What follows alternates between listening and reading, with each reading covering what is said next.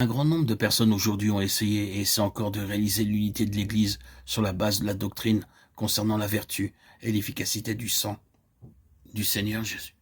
La doctrine du sang, si vous préférez la doctrine de l'expiation de la valeur du sang. Tout l'enseignement concernant le sang du Seigneur Jésus, quel que soit l'angle sous lequel cet enseignement est prêché, et quelle que soit la direction dans laquelle cet enseignement est appliqué. Beaucoup essaient de réaliser l'unité de l'Église en établissant cela comme une doctrine essentielle et en disant que si vous acceptez cela en tant qu'une des doctrines de la foi, alors vous entrez dans l'unité de l'Église. Mais pourtant, jamais une doctrine n'a pu réaliser l'unité. Il n'est pas suffisant d'avoir un fondamentalisme qui soit seulement l'assemblage de certaines doctrines de base reconnues. Ce n'est pas assez d'avoir cela comme base de l'unité.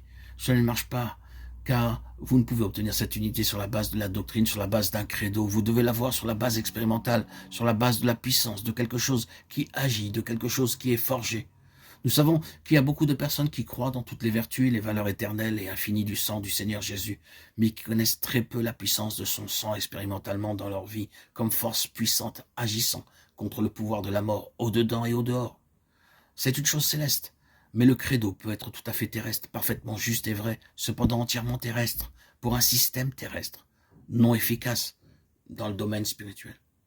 C'est la puissance spirituelle du sang, enregistrée dans le domaine spirituel, qui représente la véritable valeur du sang. Et c'est quand vous entrez en cela que vous entrez dans la véritable unité de l'Église, l'unité spirituelle et non confessionnelle. C'est expérimental et non doctrinal. Il s'agit de la vie, une vie active, énergique, puissante, et non pas de notre fidélité à la saine doctrine. C'est très important de noter cette distinction. Le maintien de l'unité du corps de Christ, bien-aimé, exige quelque chose d'infiniment plus qu'un bon credo et une doctrine juste. Il a besoin d'une puissance infinie, d'une force supérieure à n'importe quelle autre force dans cet univers. Et le sang est cela. C'est sur la base de ce sang que l'Église a été amenée à l'existence. Christ vit maintenant en vertu de son propre sang.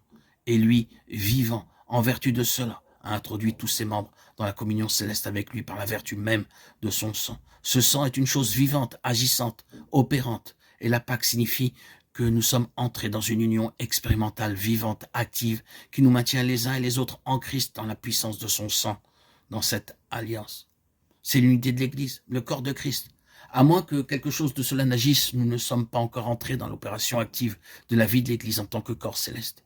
Si l'Église doit avoir sa fonction, accomplir sa vocation, avoir un impact sur les dominations, les puissances, les princes de ce monde des ténèbres, les esprits méchants et accomplir sa mission universelle, son dessein prédestiné, cela ne peut être que sur la base de cette puissance extraordinaire qui est dans le sang précieux du Seigneur Jésus. Ceci étant, l'Église n'a aucune existence indépendamment de ce sang et donc aucune vocation indépendamment du sang. Dans la pensée de Dieu, personne n'est un membre du corps de Christ à moins de se tenir exactement sur la base de toutes les vertus de son précieux sang.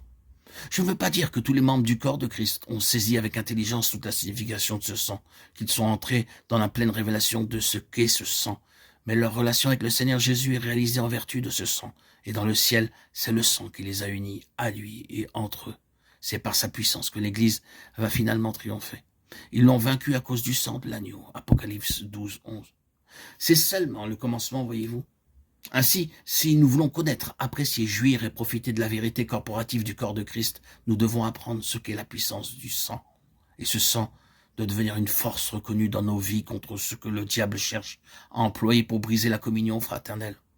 Or, combien les succès de Satan à propos des schismes et des divisions auraient été éphémères si le peuple du Seigneur avait saisi que seule la puissance et la vertu du sang triomphent de toutes les activités sataniques.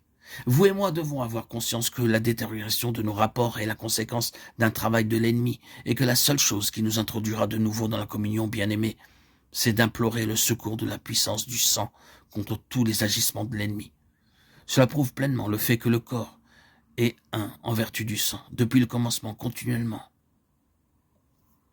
Et pour finir, la fête de la Pâque introduit cette vérité. Le rassemblement du peuple de l'Éternel dans l'Ancien Testament, leur vie corporative, leur communion, était en premier lieu sur la base d'une alliance dans le sang qui triomphe de la mort et du destructeur. C'était le premier aspect de leur communion.